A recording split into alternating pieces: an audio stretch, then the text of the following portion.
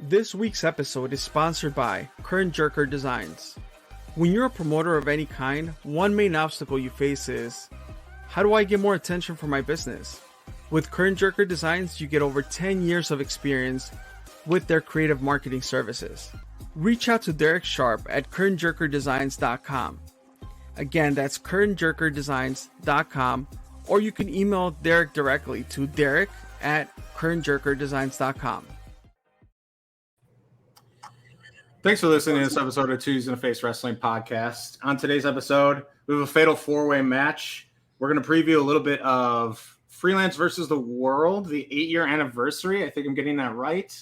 And we have the voices of freelance wrestling, two voices you should be probably pretty familiar with if you have watched back any show on IWTV, any sort of clip that came out of there with your official commentating team. That's who we have on today's show. Before we introduce them, because we got a lot to talk about, Chris, thank you for adjusting to my schedule. And we just lost someone. They're going to come back. But Chris, how you doing?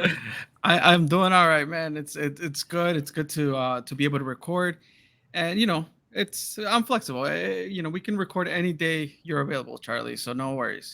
Thank you for scheduling the show around me. The guests for today, right? Like I think we've had this conversation for over a couple of years, I would even say. And we talk about this in passing and every freelance show that we attend to. And I think, as you said it right before we began recording, that 80th anniversary coming up, and why not have the voices of freelance wrestling? So welcome on, K-Mel and Sterling. Hey guys, how you guys doing? My first time on, so I'm excited. Long time listener. Overdue, yeah. Thank you, I appreciate it, sir. It's long overdue for both of you. K-Mel, I think, is gone into the dark room. It looks like he needs to powder his nose for a second.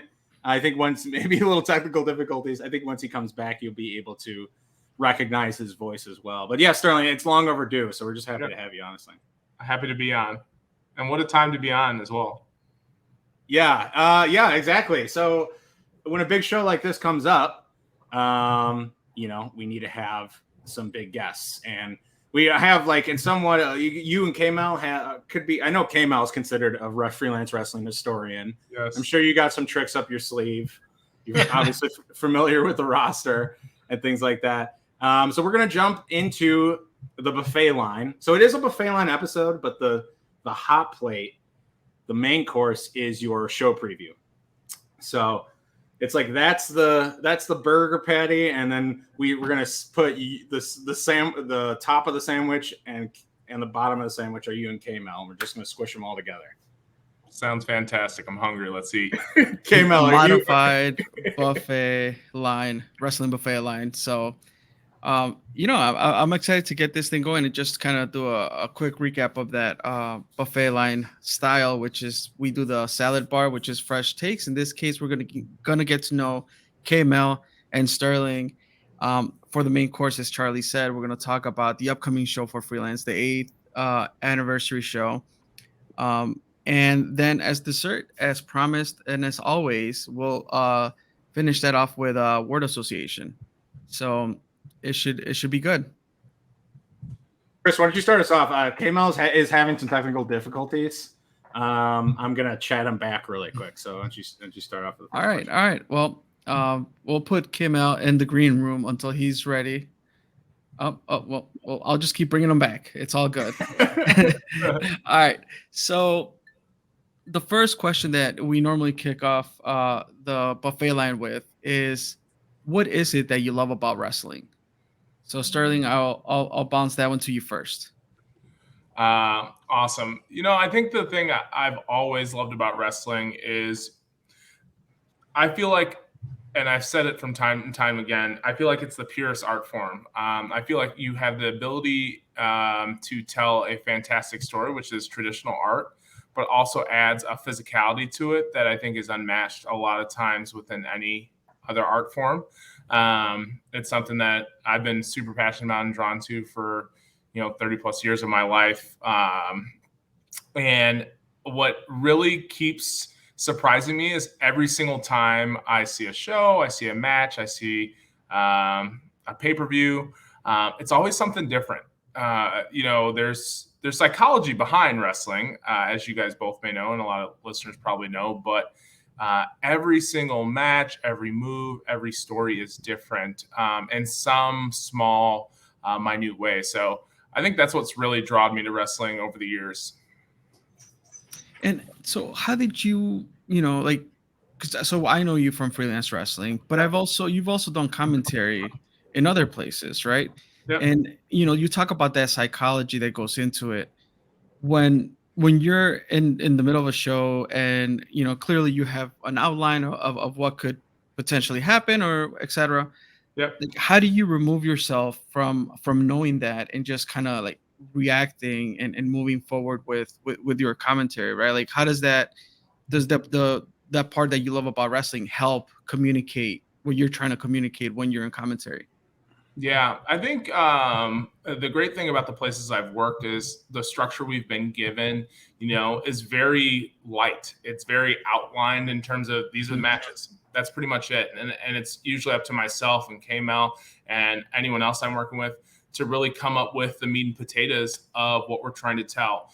A lot of that has to do with us just meeting with the wrestlers or the talent prior to the show starting, doing some research ahead of time, maybe watching matches on IWTV, shameless plug, on YouTube, as well as anywhere we can get some additional information. And sometimes it's scarce, folks.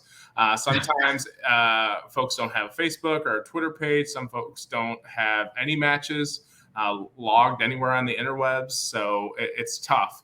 But I think we do a great job of on game day, on show day, talking and getting information out of the wrestlers themselves. And that really helps us do our jobs a lot better. We still, in the booth, get to put our hat on, our fan hat on. And I hope that comes through when you're watching the broadcast, because it's exciting for me, as I hope it's exciting for anyone else sitting in the crowd.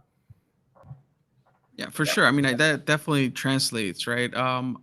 We would go to shows and sometimes I'll buy one too many Modelos, and whenever we would do recaps, I would have to go back and listen, and watch the show on IWTV before doing recap shows. Mm-hmm. And that's kind of like where like fun facts would come out, right? Yeah. Like, because you guys would deliver those, and it just adds more to that storytelling that's happening in the ring.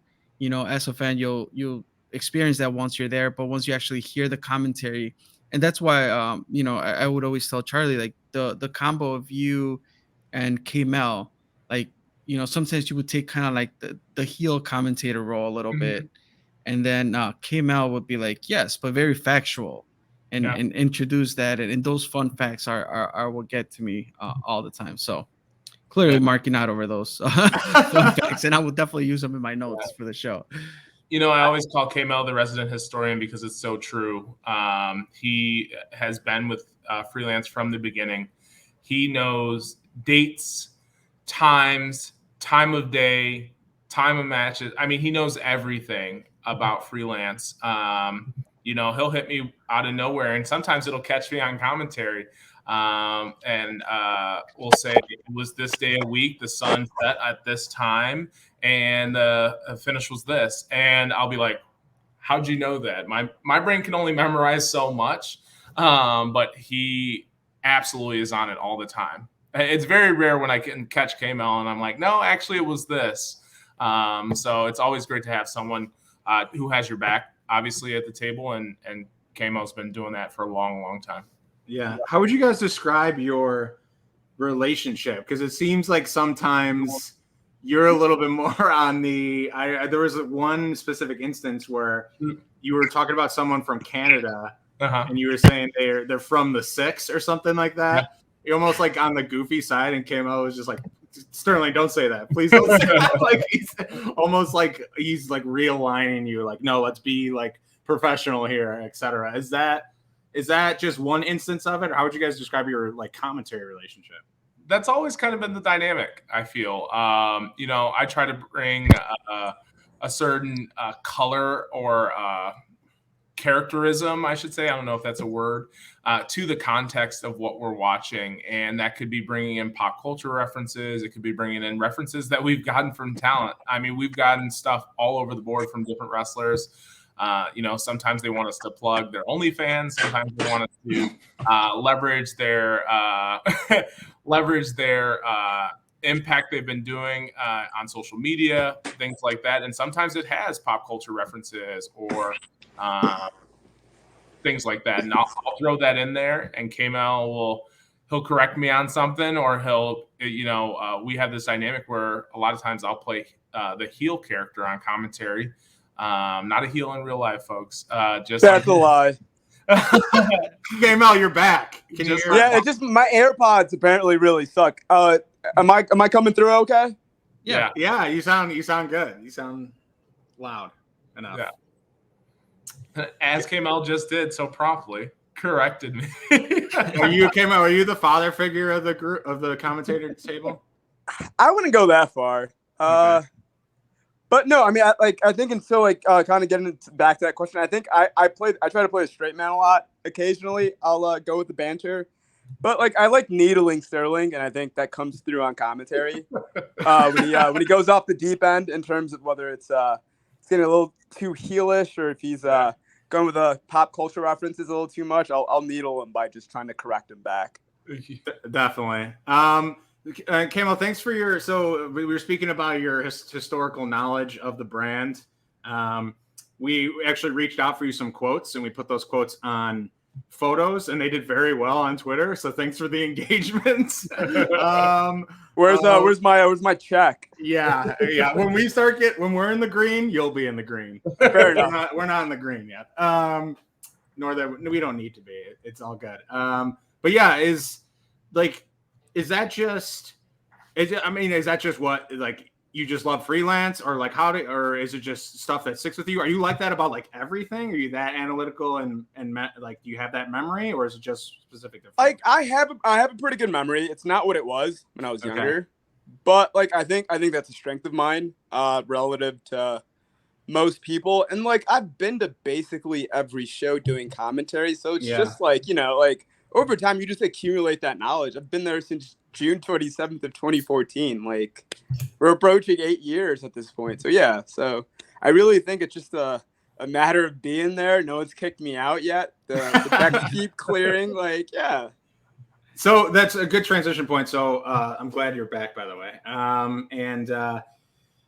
In the call, I mean, how did you guys get started? How did you?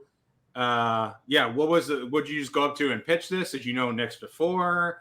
Did you know anyone before? Did you commentate on anything? How did you get this job, basically? So in October of 2012, James was restarting Underground, and he was looking for commentary, and he had been friends with Mark Maxwell, so the original play-by-play guy for Freelance. He had been friends with him for a while, and I went to college with Maxwell. And we broadcasted basketball games together. Cool.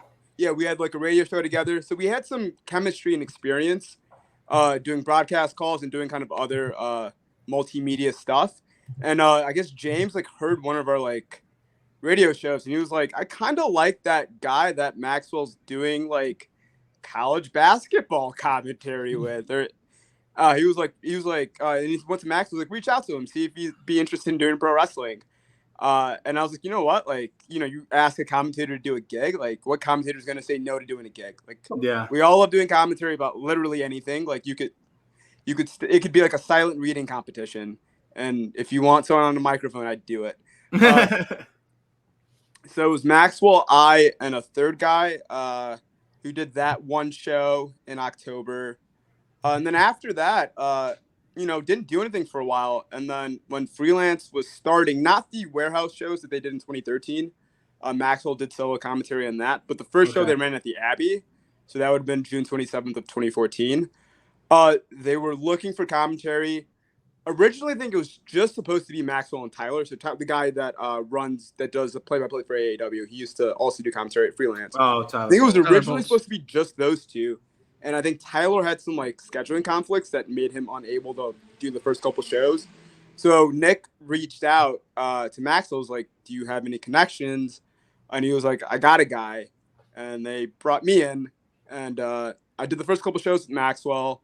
That would have been the June show and the August show. And then Tyler hopped in the fold, and then we did that for a couple years. And then kind of the rest is history, I guess. Nice. That's cool. That's cool that you had experience before. Obviously, that translates. I feel like you have a very distinct voice. Both of you guys probably you kind of do, but yeah, KML, I feel like yours definitely sticks out as like, yeah, and that's a voice, you know, that you just don't hear every day. To me personally, I don't know if that's a compliment. I don't exactly know what you mean by that. I don't know. I feel like your voice is distinct. Does anyone else have that? No?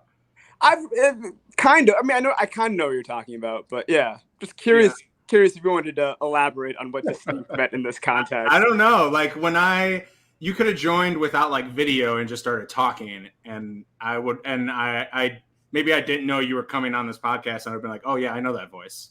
Like it just seems like familiar once you hear it. I don't know. It's like I associate with freelance obviously because I've watched a ton, but I don't know. Like I feel like you could put some people behind like covers or something and just see silhouettes and shadows, and like your voice would stick. I'd be like, that sounds familiar. I don't know why.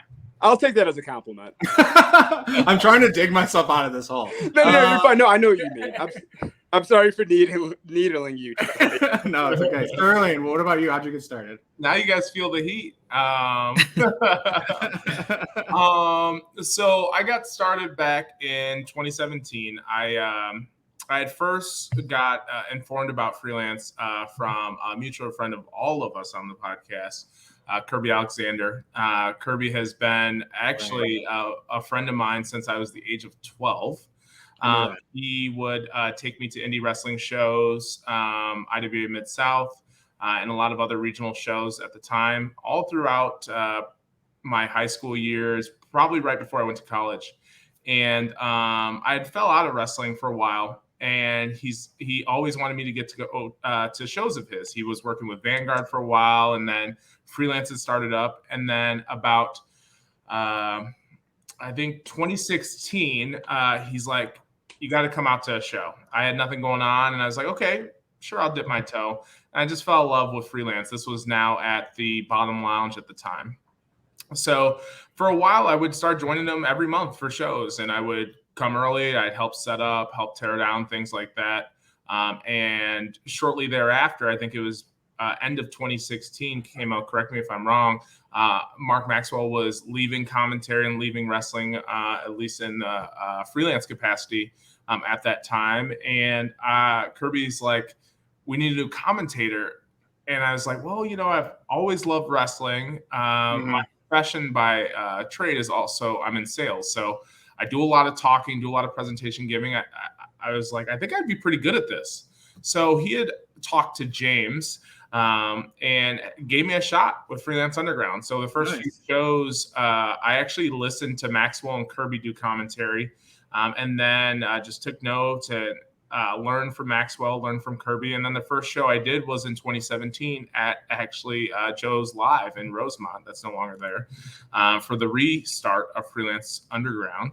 And it was me and Kirby on the call. And from there, within a few months, cool. I was just getting my bearings underneath me and getting decent at it, I guess. And there was a show in May of 2017. This one, again, these are really weird venues for where the promotions are now. The May 2017 show was at Berwyn for freelance. And I was just around, and I think KML was the only one there to do the call that day. And they were looking for a commentator. And I raised my hand and I said, well, I've been doing commentary for Underground the last few months. I think I'd be pretty good at it. I'd love a shot. And Nick's was like, sure, no problem. Let's give it a go. Over the course of that year, it was almost every other show, or for a little while, I would step into the booth, and Nick's reached out to me. He was like, I want you to do commentary every show. And I was like, okay, sounds good. So since then, I've been doing commentary for freelance and other promotions, but that's kind of where I got my start. Nice. That's cool. Yeah, it's cool that you gave us a little insight into the prep, right? Like if someone were to come up to, and I don't think this will ever happen, if someone would be like, hey, Chris and Charlie, you talk a lot about this, like do commentary on it. I don't know like what I would do I'd probably just like go to YouTube University, where we all have a degree from and try to figure it out, or like you said, like watch people who have done it. Yeah. But that's I don't know, Chris. How do you think you would even prep for that? I mean, I can do it in Espanol, but that's about it. Yeah.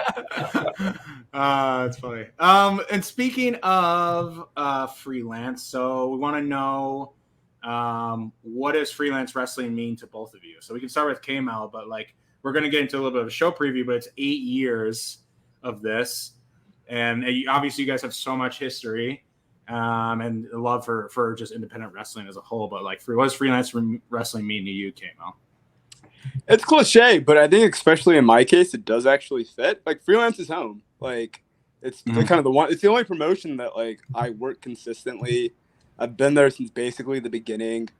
I'm basically there for every show. It's like it's become a home to me, and it's definitely been a special place for a variety of different reasons.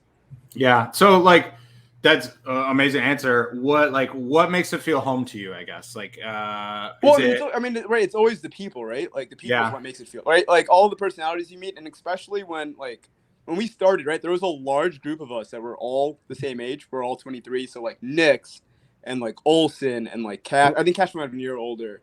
All the commentators were 23. Maxwell, Tyler, and I are like 4 months apart. So we were all kind of in the same place, early 20s, trying to figure things out. Some of us had in terms of job prospects and stuff, we were like different, but like we're all kind of like young men who were trying to figure out our place in the world, and freelance became an avenue for that for a lot of us. Yeah, no, that makes sense. I think that harks back to like Nix is the reason why freelance wrestling started. He's like, I just want a place. He will say this. He said it on his podcast before. You ask him at any time.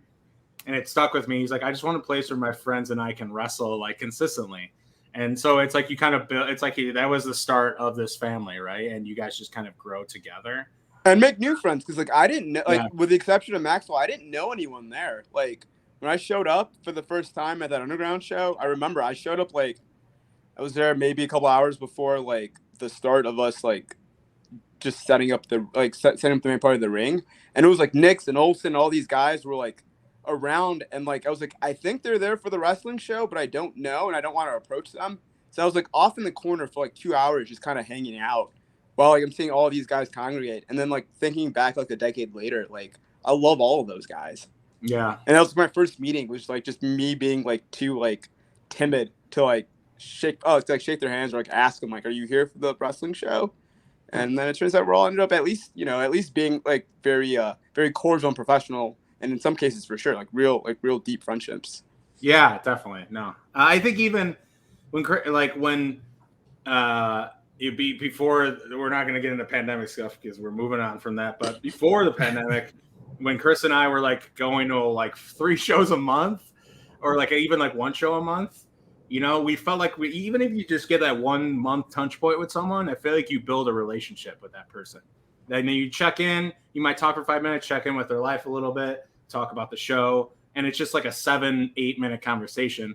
But you get I have like wrestling friends that now I've made just from going and seeing these people at the shows. I've never seen them outside of a wrestling show, and I don't need to. That's fine. But like I would consider them friends if I saw them at a different place. I'd be like, oh shit, like what's new? How you doing, etc. So you can really 1 month touch point. You can build a relationship with a group of people.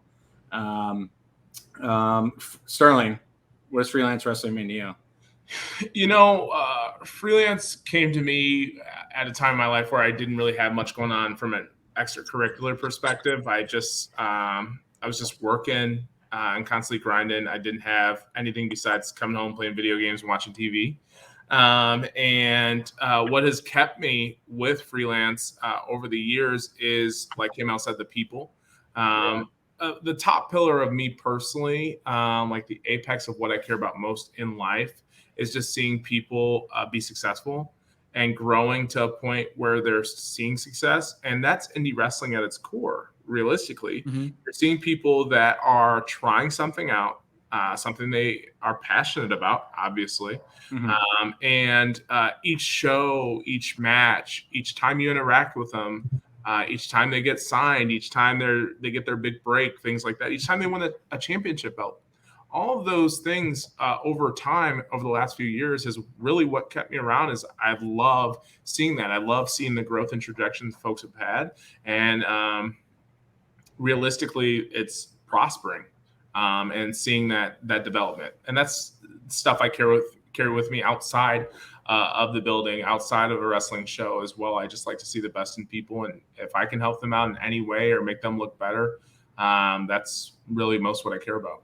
Yeah, and that I think you guys do that so much, obviously, in your commentary. I know that's like a goal of it. I know that JR has said that before, like that is something that should be like top of priority, is getting talent over and helping them. I feel like we also do that in a different capacity. Not when they're not in the ring. We try to pull back that curtain and try to get people to know who this wrestler is, etc. Give them a peek into their life, or a peek into like just what they're into, or maybe even advance a storyline, which we have done. And I think we'll talk a little bit about, there's some despicable people that have been kind of grinding our gears. But yes, there you go. If you're watching on YouTube, Chris is just throwing hashtags and shit at the screen right now. It's a decent watch. We don't look that bad.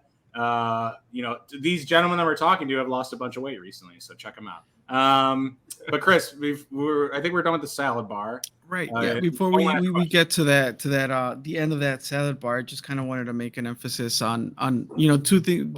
Well, both of you guys have said the same thing about the people in freelance, right? And our first engagement with freelance, not obviously like being just fans, but us getting invited is when we were awarding the belt to freelance for that bracket. It was very inviting. It felt like home before that hashtag even being a thing, right? Just welcoming some fans that made a bracket, a parody bracket. Freelance, blew everyone away, and they won. It was very welcoming, and that has to do with the people that are involved, right? So I just kind of want to make an emphasis on that, because that's what kind of brings people back and made you guys stay. It made us feel welcome, and that's why we frequent the promotion. So I just kind of don't want to make a a statement there that it is about the people, and everybody cares, right? Everybody cares for the success of freelance, of the wrestlers, of the promotion. So shout out to that magic that makes freelance home. Absolutely. All right, so to close off the salad bar, it's been a hefty salad. I gotta ask you guys, what is your favorite part of an actual salad? Go first. We'll go first with Sterling. I think we'll switch off. Sterling, you go first. I think my favorite part of a salad is the dressing. But what kind? My go-to dressing usually is ranch, but sometimes other times it's Caesar dressing, and I don't care if it's a Caesar salad or not. I'm still using Caesar dressing. So I love Caesar dressing. I absolutely love Caesar. But have you ever seen that GIF of the guy at the baseball stadium? Where that's me right now, just standing there with the thumbs down at ranch. That's disgusting. K-Mel, do you eat salad? You eat salads because you're looking fit as fuck. I just had a salad like 45 minutes ago. So yeah. What's your favorite part of a salad? That's a good question. Right now, probably carrots.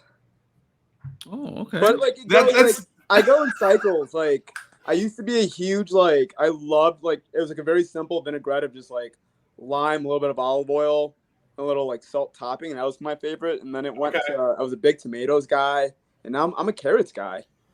Like shaved carrots or chunks of carrots. I get peeled. I'll buy bags of peeled carrots, and when I make my salad, I'll have 10 or 15 before, and then I'll put 10 or 15 in there. And that's my jam right now. That's how you know. I mean, a man just has lost. He's we were talking before. He's I lost a ton of weight.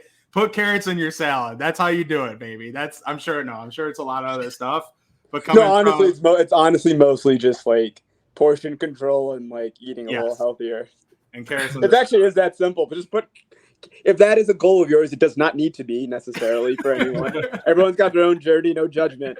But if that is a goal for yours, honestly, just eating like eating a little less, don't starve, but just like, just being responsible in terms of how you like maintain your the amount of your caloric expenditure and how many calories you have. It's literally all you have to do. Yeah. For most people. There's 90-10 rule. 90-10 rule. Obviously. And that's how it is for most things. Right. It's ironic that carrot has never been said before. That's first. It's a first. That's a first here. You heard it here first. But I'm glad as long as croutons are not mentioned, we don't really need croutons. I'm Team Crouton. What's the crouton hate? I don't know. I'd rather have maybe a piece of bread than the crouton sprinkled on the salad. That's just me. Yeah. So croutons get said a lot. If you listen to this podcast, croutons is the leader, I think, and then I think ranch is number 2. So. We're going to split into 2 factions: Team Crouton versus Team Ranch. Has there been a salad bar bracket? Oh, no. But, well, coming up next year, now we know what to do. I'm the creative over here. Okay. Yeah, it's an option. It's an absolute option. That's great. Cool. Freelance versus the World. It's an anniversary show, right? That's so this is, I don't know when. I don't know. It's the 8th anniversary, but obviously we had something in between that kind of screwed everything up. Yes, but there hasn't been 8 Freelance versus the Worlds, has there? No. So or 7. So this is the 6th. Okay. This is the 6th Freelance versus the World event, but it's the 8th anniversary of Freelance. Cool. And I'm assuming it's within the same month then it started. So. Yeah, so Freelance started. It will not include the warehouse shows, but like Freelance proper started on June 27th, 2014. Okay. So we're 10 days off, but then we have the Emporium show on the 30th. So like that's actually closer to our anniversary date. But no, that's cool. See, you're just spitting facts. Big show for the brands. Obviously, and it's cool because it's almost like it's like a midway point, right, on the year. I don't really know what you would call Freelance's WrestleMania, or if they have one. Would you guys call this Freelance's WrestleMania or no? I would actually. It depends, right? Because we've had years where Freelance versus the World is always a big show. Obviously. Yes, huge show. But I would argue, and I think Sterling might agree. I feel like the last couple of years when we were running kind of shows consistently, the December show has really been our biggest show. Yeah. In 2018 and 2019 respectively. I feel like that was our number 1 show. And Freelance versus the World was our midpoint show. A big show in its own right. Yes. Kind of getting us like on the road to December, but December has kind of been the culmination of the biggest feuds of the year. And I think, Kylie headlining both the 2018 and 2019 December shows. Yeah. This is a huge midpoint. It almost feels like an earlier SummerSlam or something like that, like 2 months before August. But you can just look at the card, and there has been feuds that you can build for 8 to 6 months if you want to start them in like December of last year, and you can build these feuds for this amount of time and have them mean a lot. And then this is kind of it can be considered a big blow off depending on what happens for some of them. So we can get into some of the matches first. There's a couple big feudy ones. We won't get into those right now, but there is. So this is a question for Sterling. Sure. And I don't know if you necessarily. I know that Jimmy D was there, but I don't know if you were at the Thornton Distillery show, the most previous one, 4 quarters, but. And I don't know exactly. Are you like pro Project Monarchs right now? Because he's done some pretty despicable things, and he's wrestling Xavier Sky. And I know Xavier Sky considers him a protege. I don't know why you would look up to Project Monarchs, but like, are you pro Project Monarchs right now? I guess is the first question. It's a great point. I actually did miss the last Freelance Underground show. Okay, I was out of the country, but I am pro Project. So, the thing about Project Monarchs is he just left the call. I don't know what happened.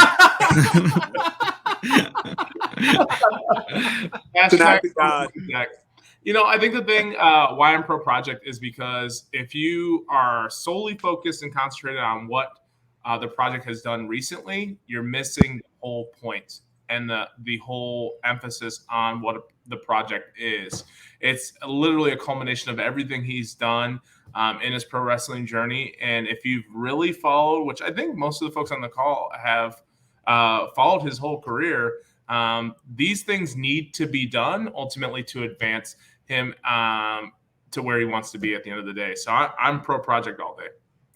Because his thing is the thing that kind of happened at Thorn Distillery, and the thing that is part of his new mindset is that he needs to stop to advance in this business. He needs to stop being so nice and caring about others and caring about what others think. And he's trying to ascend to this godly level. That makes sense to me.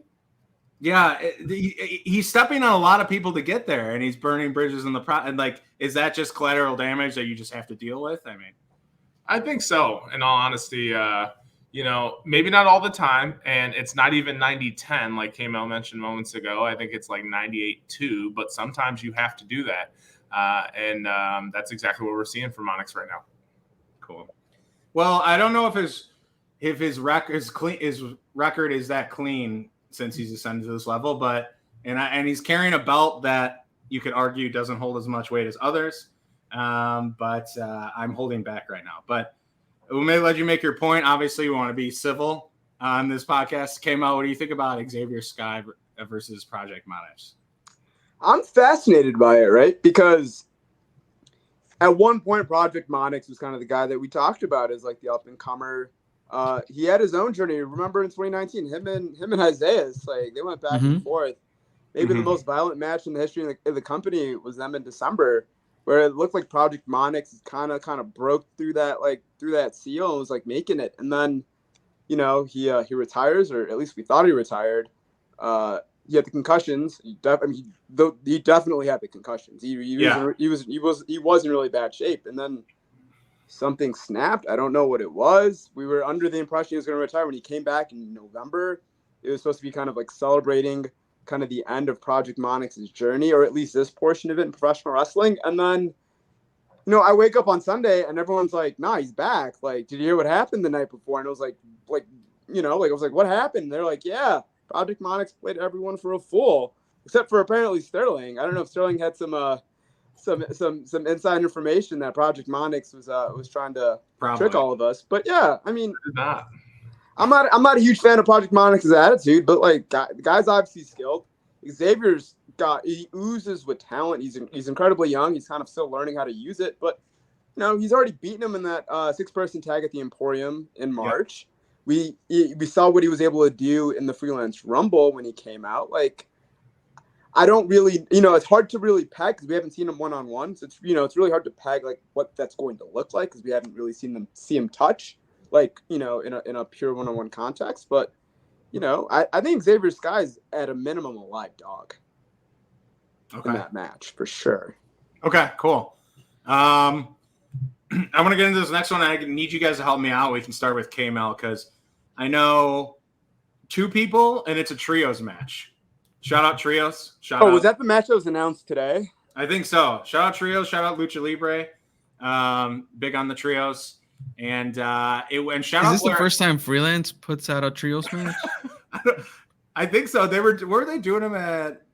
I know we were ribbing James over trios or something. I don't know if that was a different show or not, but it seemed new to me on the card.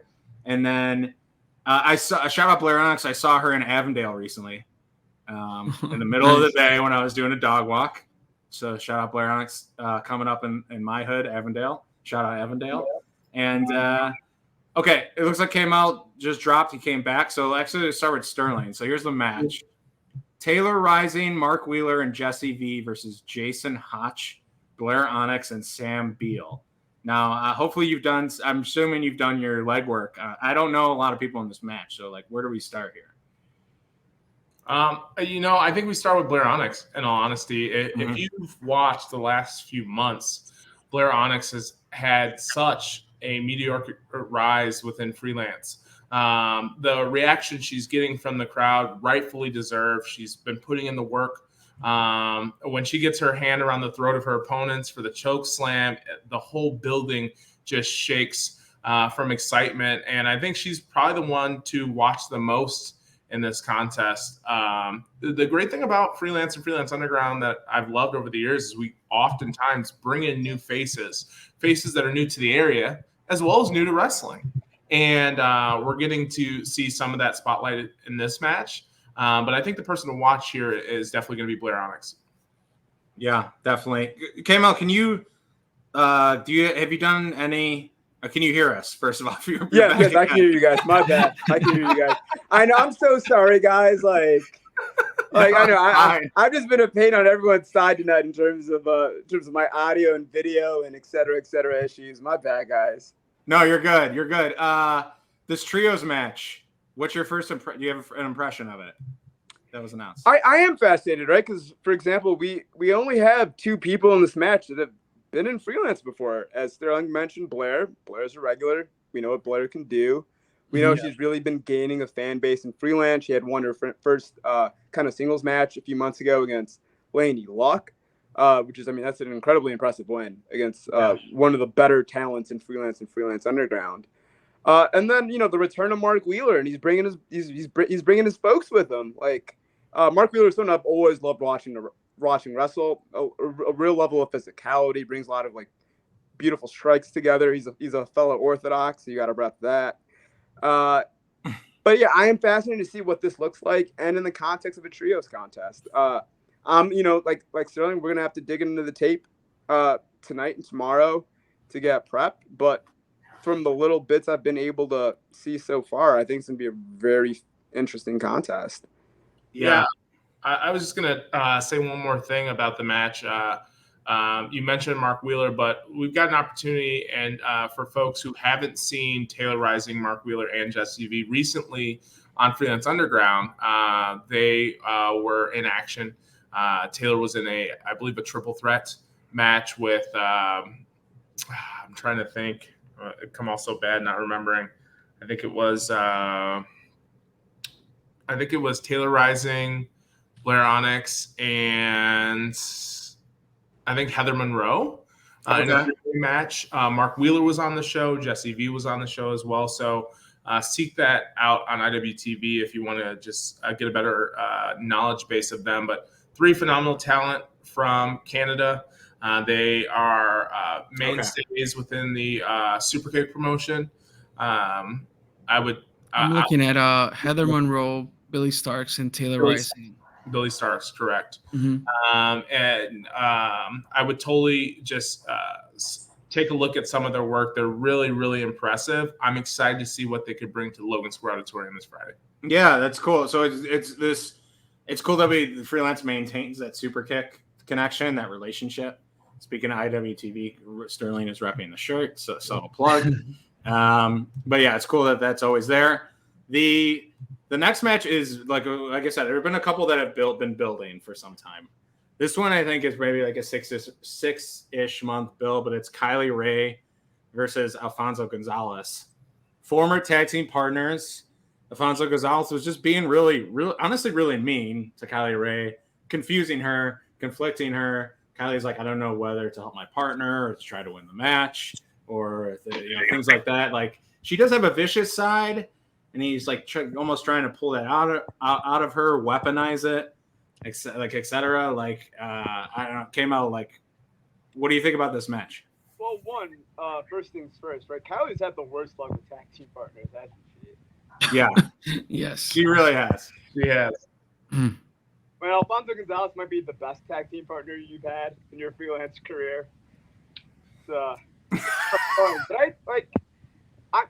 you mentioned, it seems like Alfonzo Gonzalez, at least when they were tag team partners, might have been trying to kind of pull out a side of Kylie Ray and use it for his own purposes. And I think it's a pretty astute observation. It's kind of how I felt.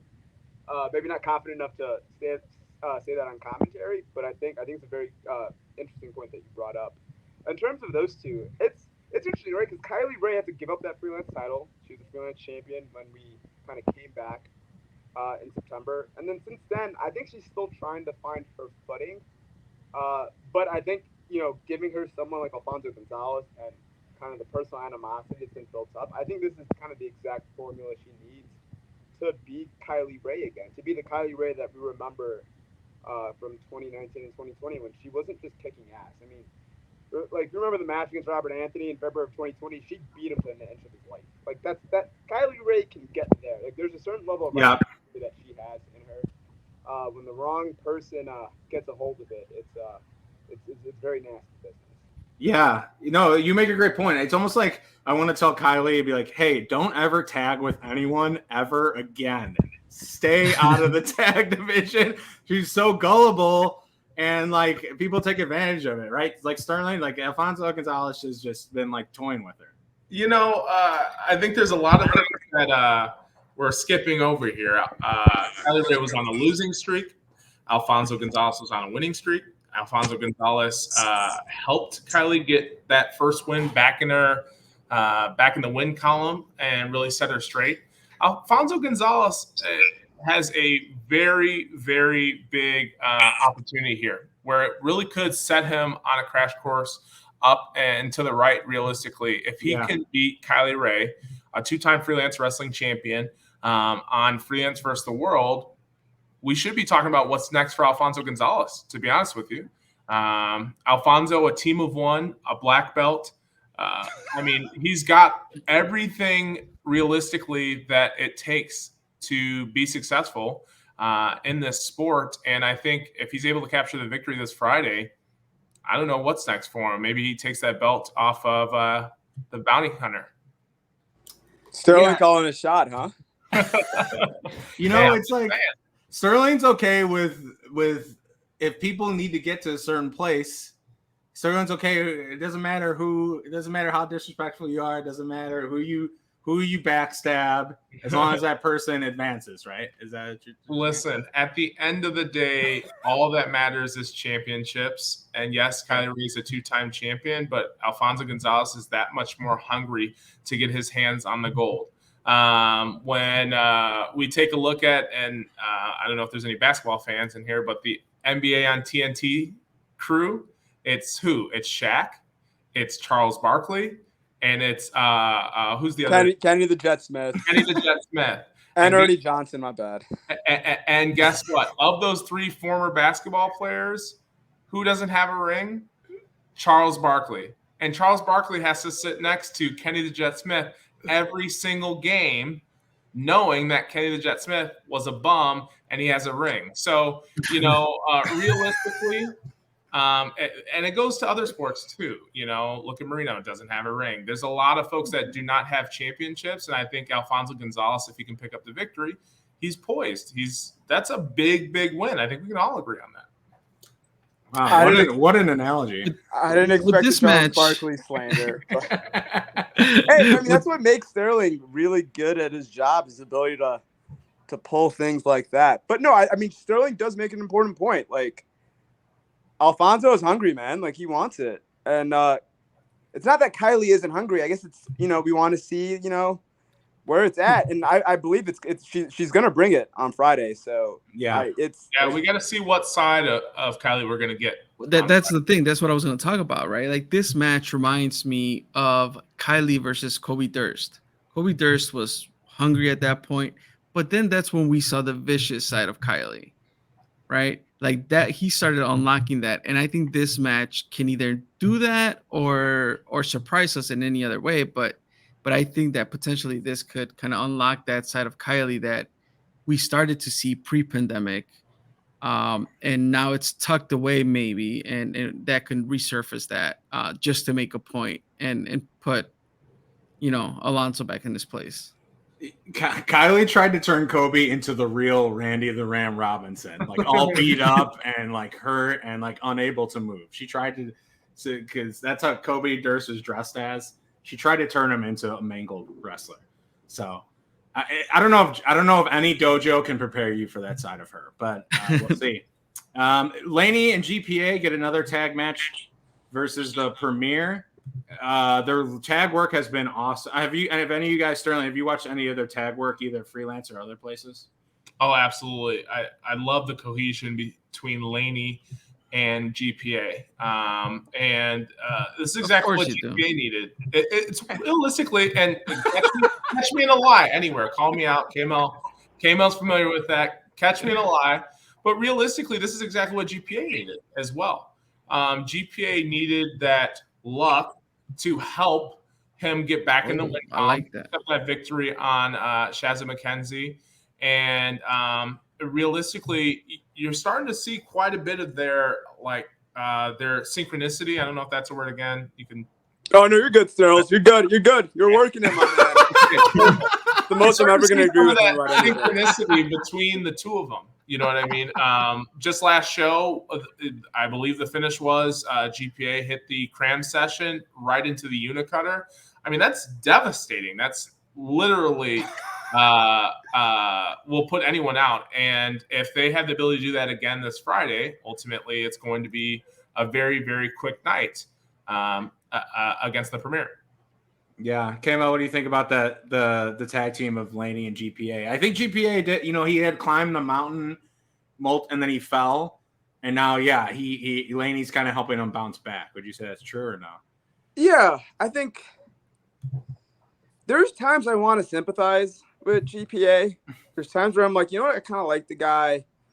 He used to give me a ride home after shows every once in a while.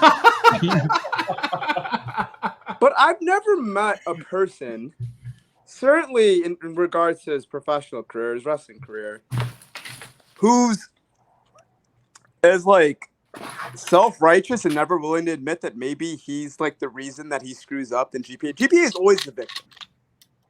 And it's infuriating because like GPA has a lot to be proud of in his professional wrestling career, certainly in his freelance career, right? As we said, former freelance champion. Yeah. He had similar success in Underground. He's been able to tour outside of Illinois. He's not just a guy that wrestles the local circuit. Like, he's had success, but like he always has an excuse for why something didn't go his way, despite the fact that he's been successful. So it's weird that he has all these excuses. And then like when things don't go his way, he finds a way to screw someone else over. We talked about Kylie earlier, but now we see when he was having that losing streak, the resumption of freelance, instead of, just kind of buckling down and using the immense amount of talent that we know he has, his ring smarts, his ring generalship, he resorts to using his fiance to help them get back on the winning track. I don't know. To me, it's kind of messed up. Like, I don't know. I mean, I see Sterling as this, like, maybe I feel like Sterling wants to give a rebuttal, but to me, it's kind of messed up. Especially because we know how good he is. We know how good GPA is. Like, he doesn't need to do this. That was like the nicest, and you like insulted him and complimented him in the same sentence. Sterling, your rebuttal.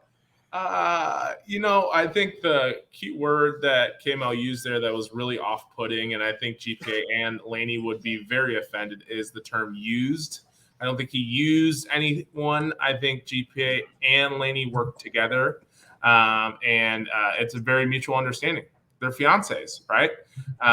So I don't think one's using the other. They both are in the ring. They're both working bell to bell, and they're both getting victories. So, but yeah, I mean, has GPA over the years used dastardly ways to get victories? Yeah, but like I said earlier, 98-2. It has to be done sometimes. By sometimes you mean a majority. No. This is our main philosophical difference on commentary. Playing out. Check my percentages, but I'm pretty sure I'm right. Okay. And then another one with a ton. This is, I think, been my favorite build. Yeah, I think we're like. So Sterling, do we still have the freelance promo code for IWTV for anybody that's not going to this show? I think this is one that I like to say it's a match that I didn't know I wanted, but it's happening, and I'm looking forward to it, which is this tag team ladder match. But do we still have freelance as a promo code for IWTV? I don't believe the promo knows. code's still working. Otherwise, I would totally plug it right now. But regardless, sign up for IWTV for this show. It's going to be a big show in general. But this tag match, if you haven't been watching the shows, you've been attending, make sure you take a look at the Freelance Is series that's on YouTube. That's available for free. Mm-hmm.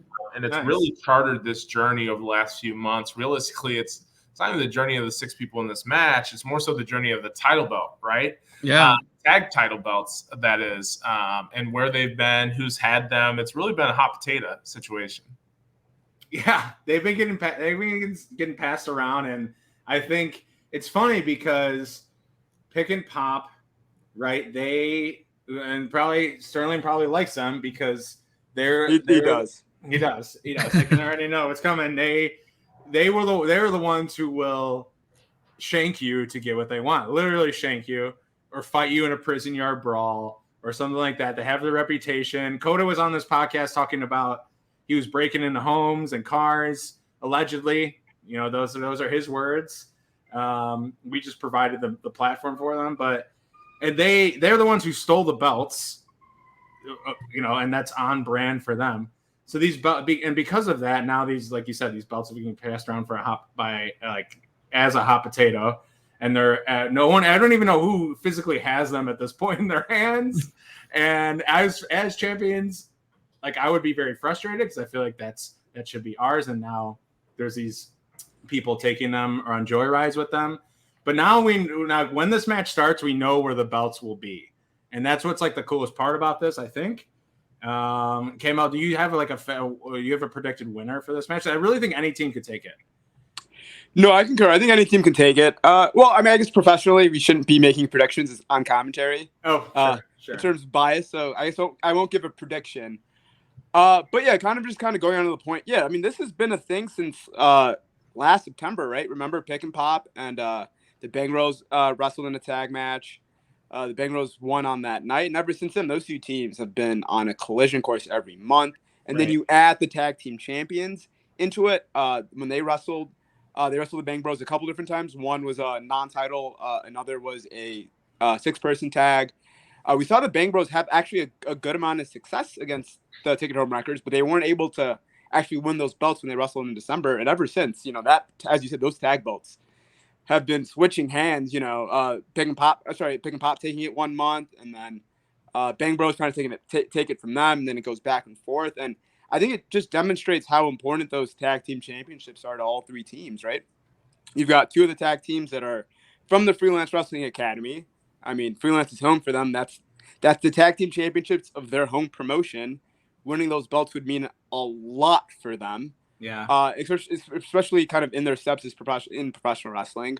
And then for Corbin and for Bucky, I mean, they worked their asses off to get those belts. I mean, as much as sometimes, you know, we treat them as, you know, at times as a comedic act. I mean, Corbin's a former freelance champion. Bucky Collins is a beast when he's on. Like, they beat the Space Pirates in order to win those championships in a hell of a match. Like, that's a good. And I'm sure they're not ready to give those up. They're not ready to give up those tag team championship belts. So I think sometimes, you know, while looking at this and we talk about, you know, the stealing of the physical belts and the fact that we had no contest month after month, I think it's a demonstration of like these three teams will do anything, and like you need to put those belts 20 feet up in the air because otherwise, like, you're not going to get a decisive winner unless you literally force these teams to beat the crap out of each other for as long as it takes. That they literally cannot prevent another team to scale a ladder and pick up championship belts. Yeah. I know there's been ladders involved in matches. I think like the Knicks versus Olsen street fight, I think ended with a big ladder slam. But has there ever been a true ladder match? No, we've had one TLC match, but the stipulation there was you can win by pinfall or submission. Right. So the weapons or the foreign objects that were provided to the combatants were tables, ladders, and chairs. We haven't had a proper ladder match. This is the first proper ladder match in freelance history. That's, you know, we've been here for 8 years and we're finally doing a ladder match. And I don't think there's been a more appropriate time for a ladder match, given how these three teams cannot possibly resolve their issues, their conflict under normal circumstances. You give them a regular match, the refs have not been able to keep control of these six combatants. If you let a ref be involved in the decision here, you're not getting one. Yeah, that's perfect. Fair. I think one word that will describe this match is grit, and the team that has the most grit will win. And I'm just saying, I saw Pick and Pop in a Prison Yard Rules match last year. I haven't seen the other two teams get this dangerous. And realistically, I'm going to give you my prediction, Pick and Pop all the way, because of what I've seen. And realistically, this was the only match that Freelance Management really could have put out there, because not only are the belts going to be suspended above the ring, but also in this match has the potential to do enough damage to the other combatants and participants in the ring that they won't be able to get those championship belts, even when they're taken from above the ring. So I expect all 6 competitors to bring it on Friday. And it's going to be, I think there's going to be a lot of people left in the mess at the end of the day. And we'll huge benefit. Champs. A huge benefit for Pick and Pop is there's Latrell. Right. Yeah. Oh yeah, no, legit, like no. This isn't one of those wrestling tropes where we say a guy's 5 inches taller than he actually is. Darius is every bit of his build, height, and weight. That's a big man, and legitimately a professional basketball player. Played in Belgium, played in the Netherlands, played in the UK. He's a Chicago guy. He won a state title at Marshall in 2008. I'm a huge prep basketball fan, or at least I was at the time. No, the guy's a great athlete, but all 6 guys are going to bring it, and we know how well the Bang Bros thrive in chaotic environments. This is the ultimate in terms of chaotic environments, and you can't replace the experience that Bucky and Darren have. They've been through it all. They've been in ladder matches before. They've been in multi-man matches before. They have a wealth of experience. They know how to kind of handle situations like this. So I think every team kind of has their strengths in this contest. And that leads to where it's really hard to determine who a winner is. You're almost a little worried that like it's gonna take a lot to get those belts, which means the other 4 combatants, it's not gonna be pretty. Yeah, it's almost like if I were the other teams, I would almost Pick and Pop. There's a part of me that's rooting for Pick and Pop because I think they're like have really grown. Like over this past year just as a tag team, but you need to like almost take out Darius Latrell to start. It's like almost like if Bang Bros and Taken Home Runs formed an alliance, I would chop that big tree down because it's such an advantage. The man is that tall, like you said. Chop that big tree down and then figure it out from there, and you don't have to worry about his height on the rest of the match. So that seems like the strategy to me. Well. That being said, like it's true, right? Like we know there is a trust. It's a tall man, and that's a huge advantage for them. But talking about a big match here is Brian Keith versus Trey Miguel. Oof. Brian Keith, I want to know. I gotta take a pause right there. I haven't even said that this is for the Freelance Legacy Championship. I want to know everyone's opinion on Brian Keith. Because he came he was like, someone said bringing in new people. He came in, and then all of a sudden everyone was like infatuated with this dude. I think he deserves it. Respect the Serape, right, Chris? And right. But like, what do you guys think of Brian? Like, and then it's almost like Trey Miguel too, because I know he hasn't wrestled, I think, in Chicagoland, except maybe for Warrior in quite some time. And I know he was part of a promotion that did not like certain wrestlers wrestling in certain areas or for other certain promotions. We're not here to sling any mud. Those are their rules. But almost seems like a little like this guy shouldn't be here, but he is here, and we're glad he is wrestling here. So there's a lot of different stuff. But like Brian Keith, like your first impression of him coming out of the scene. I mean, what else? I can't remember a newcomer popping the way that Brian Keith has in quite a long time. Yeah. Honestly, and this isn't a fair example to use for multiple reasons, and maybe I'm forgetting someone, but I feel like the last person that popped like this, at least to me, was like Kylie. And like hers was a little more haphazard, but it's been that long. Like it's hard for me to think of someone who like immediately ingratiated themselves with the Freelance faithful. Yes. Was successful, right? Because Brian Keith won his first 3 matches against like top guys. Like Carlos Romo was a beast, and those 2 put on probably the match of the year of 2021 for Freelance. Him and Storm wrestled, and they had an excellent match. And then I'm blanking. Craig Mitchell. Oh my, yeah, him and Craig. I'm poor Craig, by the way. But yeah, like, and the heart that Craig Mitchell displayed wrestling that match. after he got hurt, and those two put on an absolute show. Brian Keith has been an absolute beast, and I think people I think sometimes when someone wrestles with, and Sterling used this word earlier, but we definitely associate with Brian Keith that much grit and toughness and willingness to that aggression. It's like it's palpable. It's like it's very like you just can't like it's the type of sensation where you just can't like it's irresistible. Like he's very in a lot of ways he's like irresistible. Like you just fall in love with him because of how he competes in the ring. Yeah, it was like an immediate infatuation. Sterling, did you feel that way at all? Absolutely. The Freelance faithful just immediately immersed to Brian Keith right off the bat. And you don't see that too often, especially when folks aren't from Chicago or aren't from around here or the surrounding. It takes a little while, but I feel like from the jump, the Freelance faithful have really, really taken to Brian Keith. And I think it's because he brings that aggression that we see. I mean, quite frankly, just in certain spots here and there, but he brings it every month. And I think that's what I really like the most. And I think that's also what the Freelance faithful like the most about Brian Keith. Yeah. And he has presence. Like Brian Keith has a presence. Mm-hmm. The moment he walks across that stage, you know that's Brian Keith, and you know he's trying to beat the living crap out of someone. And when Still Tippin' is blasting off the walls of the Logan Square Auditorium, you know you're in the right place. So, yeah, no, that makes sense. And then, like I said, it's Trey Miguel being here, obviously someone who's, if you've been watching independent wrestling for the past 5-6 years, you've seen him in places around here, in the same venue, even. But has not dipped his toe into freelance for certain reasons. It feels was he on the because he was originally scheduled for the August 30th, 2016 card. I don't remember if he had to pull out for one reason or another, but I think so. Yeah, I probably should have rechecked. That's okay. Mel, we rely on you for those answers. I know. Now I'm screwing it up. But no, he might have had to pull out, not for that reason, and no shade. Like it's all good.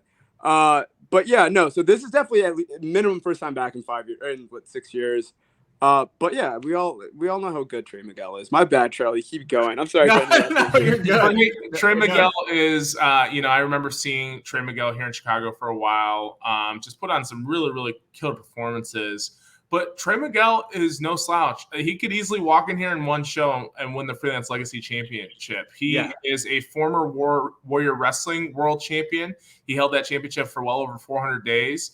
And he lost that to someone who is regarded as the best wrestler in the world, Will Ospreay, which, shameless plug while we're on the podcast, I don't know if you guys saw this, Will Ospreay will be in the building this Friday for the Freelance Wrestling, before the Freelance Wrestling show, doing signings. You can buy tickets on warriorwrestling.com, but that is a announcement that was just announced moments ago. So come out for the Will Ospreay signing and stay for the Freelance Vs The World show this Friday. So, but I mean, it's going to be a great match between Trey Miguel and Brian Keith. And hopefully more folks are going to get to know Brian Keith for a long, long time here in Chicago. Yeah, it feels. I want to show up with my setup to show some support. It feels. Trey Miguel wrestling for freelance feels, and this is going to sound bad because I'm not putting any label on any independent promotion, but it sounds like a top like WCW guy who's like just won their title or just lost their title, just kind of coming over to WWF in the Monday Night Wars. That's what it feels like. It's like this dude's a top guy. We've seen him in the same building wrestling for someone else, and now he's just like, it's almost weird seeing him on a freelance poster almost. To me, it was weird seeing him. I had a double take. I was like, oh, that's Trey Miguel. Because he's just like a mainstay for AEW, done so much there. And then such like you said, the stuff he did with Warrior, he's like a top guy there. And he just comes over to freelance and it's really cool. So it's just like a really nice added bonus. And he might be the legacy champion at the end of the night too. So yeah, he honestly, you're right. Stan, like he could win, and I don't think anyone would bat an eye. Honestly, it's because he's made his name elsewhere. In the last match, someone who's honestly getting their shot and who's deserved that shot is Storm Grayson versus Robert Anthony with Frank the Clown.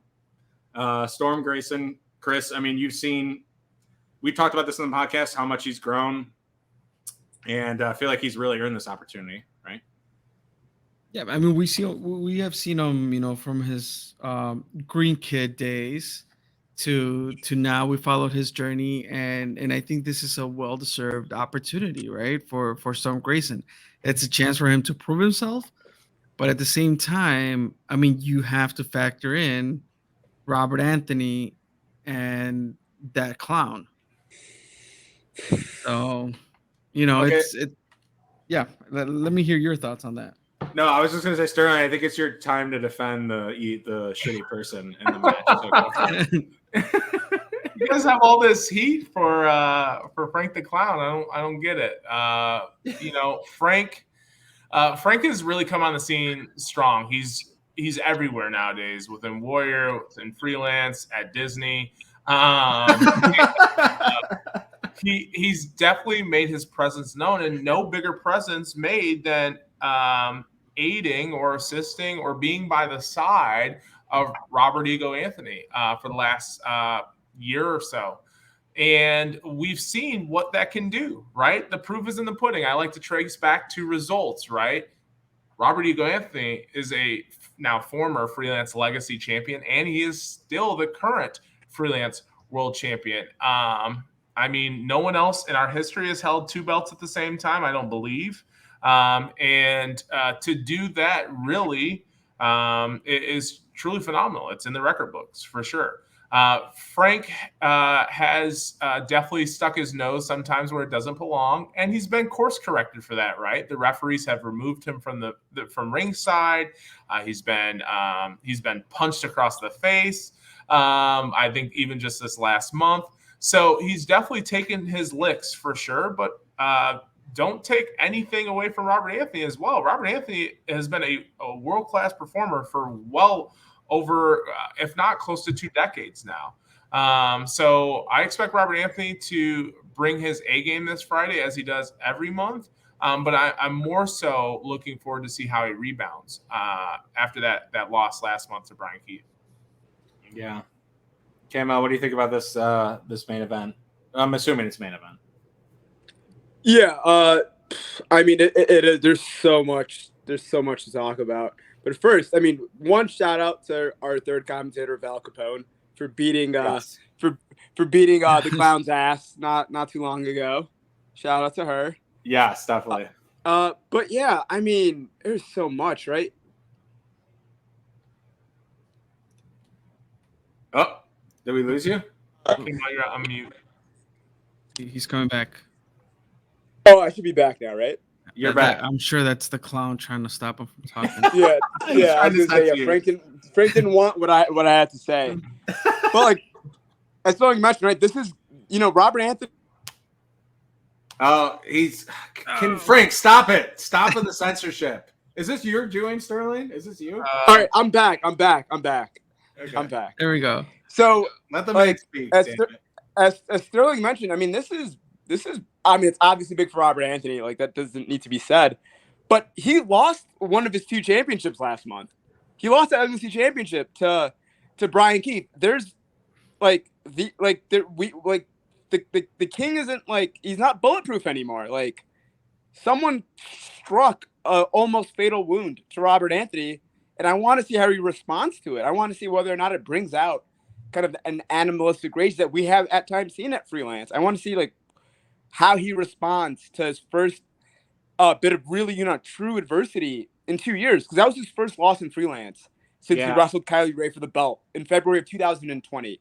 He had been on the biggest hot streak we had ever seen in Freelance. Won 2 belts. Won the Freelance Wrestling Heavyweight Championship tournament. I mean, he had maybe the best run of his independent wrestling career. Yeah. And now he's at risk of it all going away. So, I mean, this is one of the biggest matches. Obviously, it's the biggest match of Storm Grayson's independent wrestling career, but it's also one of the biggest matches in Robert Anthony's independent wrestling career.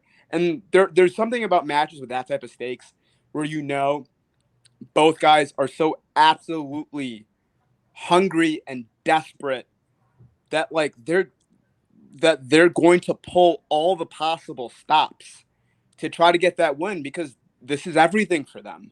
And Robert Anthony's articulated how important the Freelance Championship has been to him. As much as I might not like how he's conducted himself, that championship is so important to him. And for Storm Grayson, I mean, this is another Chicago guy who trained for what was at the time the Underground Academy that has now become the Freelance Academy. Winning the championship in this promotion would be an incredibly special achievement for him too. So I'm just, it's palpable, the energy and the excitement for watching those two guys, and the fact that Storm Grayson in a lot of ways reminds me of Robert Anthony, especially physically. He's one of the few guys that can match up with him in that way in Freelance. I think he's one of the guys that skill for skill can match with Robert Anthony. I think, if there is a deciding factor, it's going to be kind of Storm's desire to kind of break that ceiling and become champion versus Rob's, wanting to keep the streak alive and just the amount of experience he's accrued over the last 2 decades. I mean, the guy was in WWE developmental in 2006. His breakout in the Indies was TPI 2008 against Ali. I mean, this guy has seen it all against a guy that I think in a decade we'll be talking about Storm Grayson as someone who's seen it all. So, I mean, it's right on a knife edge, Sterling. I don't know how you feel. I feel like you feel similarly, but I want your thoughts on this because this match is absolutely banging. Yeah, I think, and I think we beat the drum quite a bit on commentary, just telling the story of Storm. But for folks that don't watch the stream and they're out there live and listening to this podcast, Storm Grayson, I've watched Storm Grayson for the last 6 years. I mean, dating all the way back to the Super Tough Dudes time period when he was tagging with Monarchs at the time. And just seeing his journey, seeing how he's transformed as a wrestler, how he's transformed his body, how he's suffered as well. He's suffered twice now where he's had injuries that have put him on the shelf for 6 to 9 months each time. He's had opportunities overseas to perform at a high level. And this is the biggest opportunity in his career. And I think I could say that because I've probably called most of the matches in his career as well. He is not going to come into this unprepared. I think the thing that will be the wild card is he's coming in there with a game Robert Anthony. And realistically, you can't prepare for that. You can watch some of Robert Anthony's matches on tape. He's had an illustrious career, but getting in the ring with him is a totally different beast. And I think for Storm Grayson, if he's able to overcome that this Friday, it will put him on the map. It will start that trajectory, like K-Mel said, until where we're talking about Storm Grayson in 10 years as we're talking about Robert Anthony today. And I will say, I mean, as Sterling mentioned, right, he had the shoulder injuries, and he'd been on the shelf for multiple long periods of time, and then we saw him really work on his body.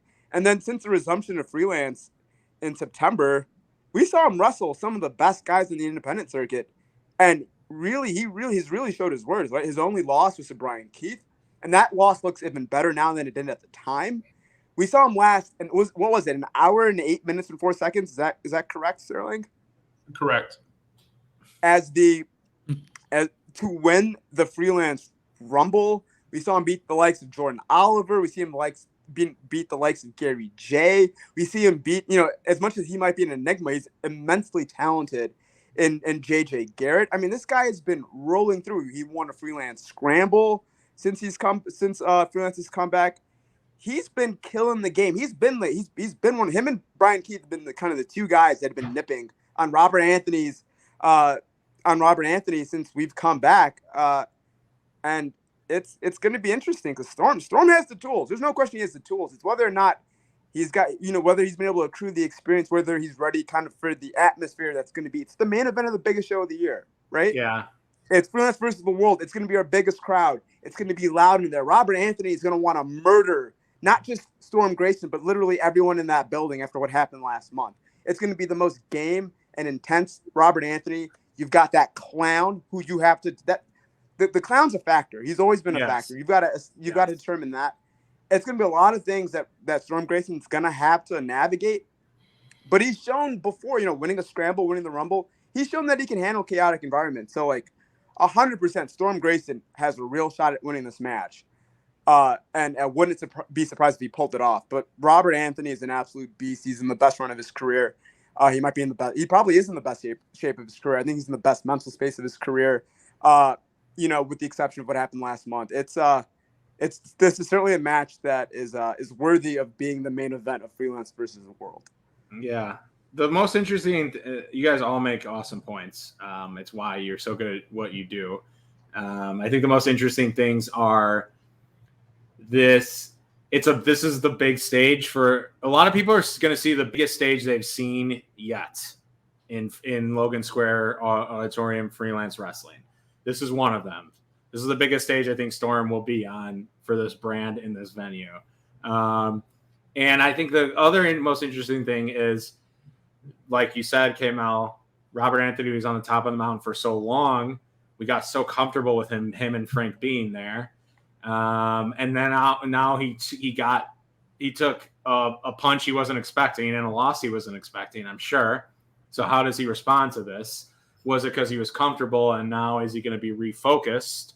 It's almost like that team in the NFL that like loses a couple before they get into the playoffs, but they don't matter that much, or because they got those losses out of the way. Now they have learned from it, etc. I'm pulling for Storm, but I wonder if now Ego is just going to be that much more intense and that much more focused. Can Storm rise to this occasion? Because this is the biggest stage he might ever be on, So this is the biggest stage so far and he might ever be on. So it's a big legacy moment for him. No pressure. Yeah. No pressure, Storm. That's right. Storm, but the special that's what the special ones want though. Storm competes because he wants people to watch him wrestle. He wants the adulation. He wants the pressure. So yeah, I don't mean to keep selling this match, but I'm getting excited talking about it. I'm sorry, guys. No, I'm getting hyped now. That's why you're on the show. I want that excitement to keep going because we're moving into that dessert. And before we go into word association, right? I want to ask you guys, as a dessert for us, please treat us to your favorite freelance match ever. Ooh. I know that's a mouthful for sure. Man, I'll let K-Mel go first. It means I need more time. Yeah, it's tough, right? Because I feel like if you said give me the Mount Rushmore, I can probably do 4, but having to distill it down to one. give me your 4 really quick then, and why? Ali versus Izzy in June of 2016 when the belt flipped. I feel like it was the first capstone moment of freelance. Awesome. Kylie versus GPA, I think it was the most emotional feud we had. I think it was probably maybe the best one we ever did. Yeah. And then Kylie versus Ego 2019, the November show, not the December show. I think that's actually the one that won freelance match of the year, anyways. I think it was one of the most best built matches that we ever did. And then the 4th is actually the December 2019, but it's Monarchs and Izzy and Isaiah's. Just in terms of what that moment meant for Project Monarchs. I'll say those are the 4, but I can probably name another 5 that I loved too. No, that's a really good answer. Sterling. I mean, feel free you can answer with 1 or you can answer it the same way. Because I feel like it is a really tough question that we just dropped on you. Hey, have this bowl of dessert ice cream that's gonna give you brain freeze kind of thing. It's crazy. I love a lot of different matches for different ways and reasons, and I think it's because, like we mentioned at the very beginning of this, the people. But just in terms of which match I think was probably my favorite of them all, it has to be GPA versus Kylie Ray. I think I'm a big, there's a lot of wrestlers in the wrestling industry that are not have lost that touch when it comes to stories. They just go out and perform matches. Freelance has a very, very good reputation of telling incredible stories, and I think the best built story we've had in our history, in all honesty, is GPA and Kylie Ray. And it had a fantastic finish that put a bow on a fantastic story. Yeah, it just goes to just the level of depth and level of admiration they have in terms of storytelling. Yeah, I don't know if there's ever been a match that I've watched digitally or in person. I was obviously there for that one person that I could remember being more amped for than that one. I think that would probably be my answer as well. But I think the ones that Kamal mentioned as well are easily could be pillar matches that could cement the legacy of this brand. So yeah, I sorry to. We saved the best for last, I think. Chris, I think is going to get into some word association. And Chris, I don't know if you had an answer for that either, that question. No, I mean, I don't. Even though we have this, I don't have an answer for it because I thought I did, but right, you can't just forget about these matches like the Mustafa Ali 3-way match with Isaiah's and GPA. Like that was one of the first few freelance shows that I've attended to, and literally just because of that match, I came back the next show, right? So there's different matches that mean something different, but this is what freelance does, right? They rope you in and obviously the Kylie and GPAs, and there's just been several matches over the years that I just I don't have an answer for that, but I just know that what freelance has done for me personally as a wrestling fan it's just something that I truly treasure, and that's why we make sure to talk about freelance, to talk about the upcoming shows, to have this podcast running for promotions like freelance, not just freelance, but there's freelance underground, and we don't exclude any other promotions, but I think it all comes down to that, like storytelling from the commentary table, right, which it doesn't get mentioned a lot, but also what happens in the ring. So that being said, clearly I did not give you an answer. You danced around it, but it was well said. It was a good dance. There you go. All right. Well, in good old fashion of the dessert, we're gonna go into word association, and because we have two guests, I'm gonna go 1-1, and we'll kick it off with Sterling, and then we'll go to Kamal and back and forth. So wait, do you guys know what this is? Oh, yeah. Go for it. Sorry. Yeah, but as you know, word association. So how this goes is I'll throw something at you. I'll throw a word, a name, etc. Your task is to just provide me with the first thing that comes to mind. One word answer. One word answers. All right. All right. So kicking things off with Sterling. Darren Corbin.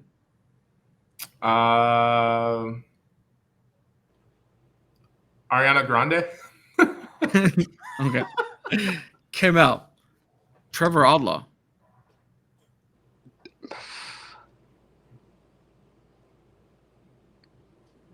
We'll say derelict. Yes, perfect. Sterling. Logan Square Auditorium. Loud. Came out. The Abbey Pub. Bittersweet. Sterling. Kylie Ray.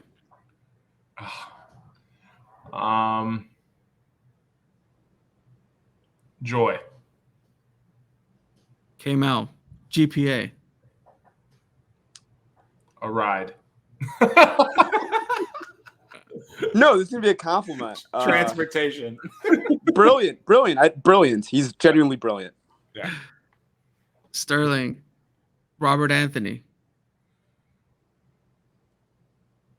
A veteran. Came out. Frank the Clown. Endearing, surprisingly. Endearing. Sterling.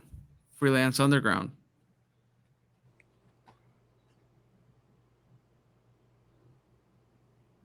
The start. Last but not least, KML Freelance Wrestling. Forever. Yeah. Good job, guys. That was really good. That's good. I'm going to tear up at the end of that. KML obviously was very nice to people he didn't need to be nice to, so thank you to him. Yeah, let's edit out the whole Frank one. Yeah, he's a scumbag. His scumbag. Yeah. Trevor will have something to say as well, so you may want to edit that one out. When Trevor was on the show, we did word association with him, and he was not allowed to use that word. And for any of his things, he would just went down the line and use that. So I'm glad that you use that on him. and that's perfect. Awesome, guys. Well, as we're wrapping things up, all I can ask you guys is to plug away your social media handles, and of course, hashtag freelance is home. K-Mal, you want to go first, and then I'll go. I don't really have much to plug, so I think it's all you, Sterls. So on social media, you can find me at RR Sterling on Twitter, at Sterls STERLZ _ R on Instagram. One thing, a bit of breaking news. K-Mal doesn't even know this yet, but I shared with management I will actually be stepping away from commentary indefinitely after the show on Friday. No. I know I'll be leaving wrestling. I just got a lot of stuff going on in my personal life right now.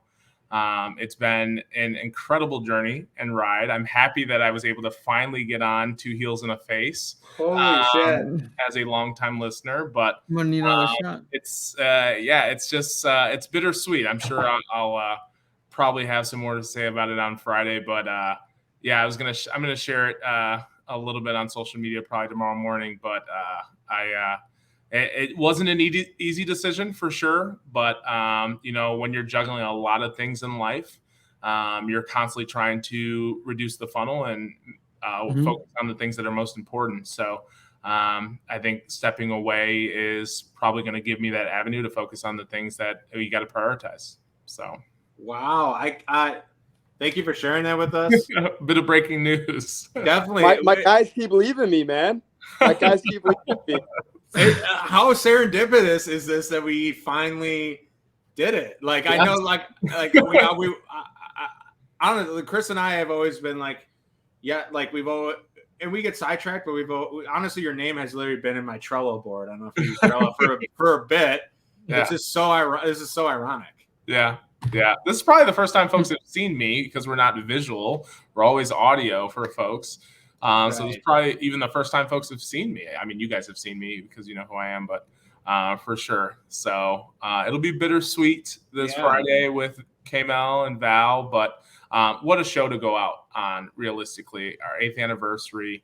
I just had my 5-year anniversary with Freelance last month. So, now is a good in time than any to definitely go out.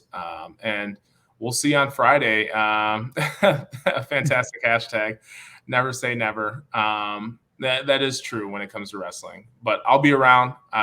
Chicago is my hometown.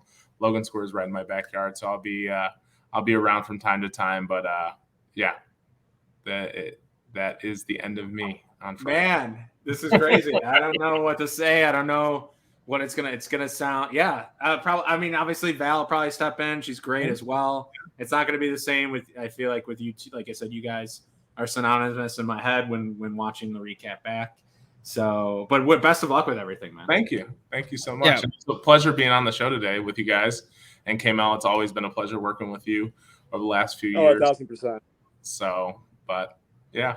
Crazy. I'm blown away. That's been the best. Not the best in terms of news, but like the news, like people like come on here and drop news and we appreciate it, but it's usually like, oh, a match announcement. And it's like, oh, that's great and stuff. But this has been like, fuck. I'm like, I stalled for a second. So thanks for sharing that with us. Mind blown. And that's what happens in wrestling when you don't get smartened up to things before they happen. So, there you go. Who would never do that? I never do that. Now you know how we feel, me and K-Mal, when we don't get told certain things that we should be putting over on commentary. But Oh, I was waiting for the other shoe to drop on that comment. I don't know how you follow that, K-Mal, but you do it live. I mean, I don't. I guess I kind of give my I mean, I'm glad that if you felt like you needed to step away, step away. It's not like don't do something that like if it's not working out for you. But like obviously, I've enjoyed our time together on commentary. I remember the first time that you did commentary with me and did commentary at Freelance was May 19th, 2017. We talked about it in the last show. Like we talked about how it was yours and Kylie's 5th anniversary of Freelance. Yeah. I didn't know that was the second to last show that that we're doing together. I'm glad that at least we have Friday night. We have Friday night, so we got one more time. One more time for the kill- one time. Yeah, one time for the one time. And obviously, we all know who's going to have the last word on Friday. It's obviously going to be Sterling. Yeah. I appreciate We'll see if you do a Maxwell and do the whole thing in the ring. I don't know. I don't know if you're up, I don't know if you want to do that. I don't know if you want to do that announcement. But yeah, so I'm excited for Sterling's sign off. Yeah, Definitely. Well, definitely thank you for kind of sharing your story and also sharing the news with us, right? But at the same time, we just gotta say thank you for this dynamic duo that we got, and one of those, lessons learned, right? Don't take things for granted, but when they're not working out, you just gotta do what you gotta do, and it's all Right. good. So, appreciate the time, appreciate you guys being here, the both of you. Again, we definitely enjoy the commentary of both of you and the storytelling that you guys provide. It's a whole different layer than just being at the show in person, right? So that's the Yes. benefit of whether it's IWTV, whether that's YouTube, whether that's whatever, like just hearing that story from really talented people. The commentary are a huge part of what goes on into these promotions, and hearing you guys tell us that story adds, like I said, adds a different layer and a different feel, and that's what makes things great. So thank you again, and we'll sign off. Sterling, we'll definitely see you Friday and send you off, and hopefully we'll see you around. But as far as Two Heels and a Face goes, you can find us on Twitter, Instagram, Facebook, YouTube at Two Heels and a Face, number Two Heels and a Face. Visit our website, twoheelsandaface.com. And Charlie, I don't know, I'm sure you'll agree, but we can just hashtag thank you Sterling for this episode. Thank you, sir. I didn't know if you were gonna drop a Viva La Chico because look at the shirt I'm wearing. Sure, we can hashtag Viva La Chico, but on that note. No, thank you guys. It's been a blast. Yeah, thanks. Yeah, thanks for having us. Of course. Thank you.